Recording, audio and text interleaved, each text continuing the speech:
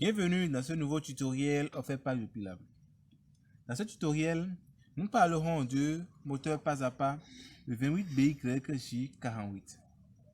Ce moteur est constitué en son sein d'un système d'aimants et de bobines.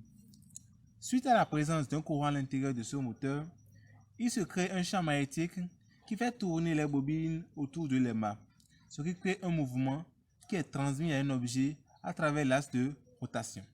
Le moteur comporte 5 fils, 4 reliés aux bobines qui sont à l'intérieur. À l'intérieur, nous avons 4 bobines. Donc, il y a un fil relié à chaque bobine et un cinquième fil qui représente un fil commun à ces 4 bobines-là. Pour contrôler efficacement le moteur pas à pas avec la carte Arduino, nous utiliserons le circuit imprimé de IS113647 qui incorpore les éléments nécessaires pour contrôler efficacement notre moteur avec la carte Arduino. Dans ce test, nous allons voir fonctionner notre moteur suite à des commandes de la carte Arduino. Donc, nous aurons besoin du moteur pas à pas lui-même en question, du circuit imprimé le IS113647, des fils de connexion et bien évidemment de la carte Arduino. Passons à présent au câblage qui nous permettra de faire fonctionner notre moteur.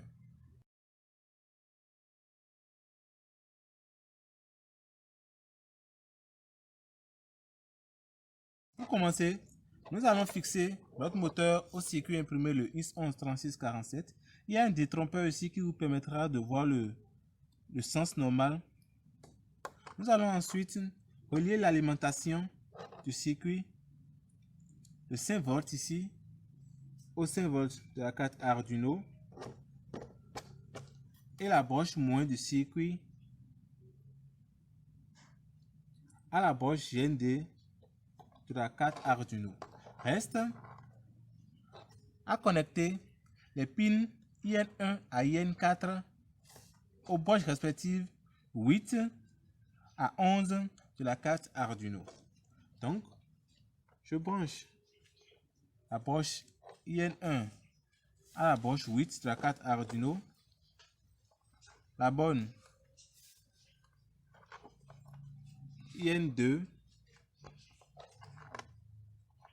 à la broche 9 de la carte Arduino,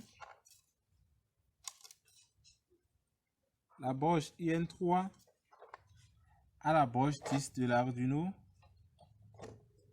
et la broche IN4 à la broche 11 de la carte Arduino. Le schéma de câblage vient d'être réalisé. Nous utiliserons ce détrompeur pour nous permettre de voir le mouvement de rotation de notre moteur. À présent, nous allons passer au programme Arduino qui nous permettra de voir fonctionner notre moteur.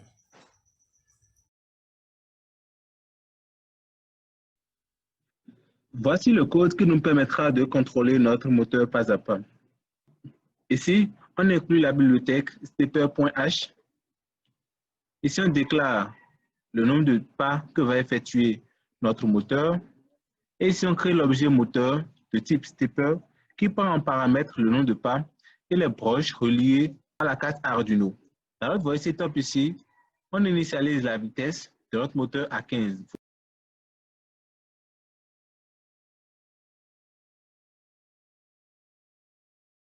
Et dans le voice loop, on demande à l'objet moteur à travers sa fonction step de faire tourner notre moteur et de patienter à chaque fois 0,1 seconde le temps pour aller à la position demandée. Le code étant expliqué, nous allons passer au test pour voir comment ce moteur va réagir suivant ce code.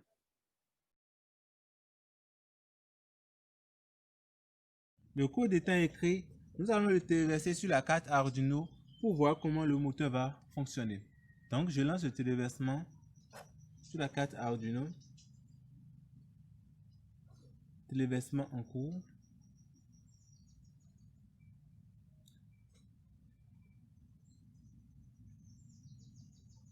Téléversement terminé. Vous voyez que le moteur tourne réellement. Donc, il opère des tours sentiers. Nous voilà à la fin de notre tutoriel. Nous espérons qu'il vous a plu. Nous tenons à notifier que les matériels utilisés dans ce tutoriel ont été fournis par UPilab, donc vous pouvez vous rapprocher d'eux et vous équiper afin de réaliser un tel système chez vous à la maison et progresser dans le monde de l'électronique. Merci de nous avoir suivis et à très bientôt.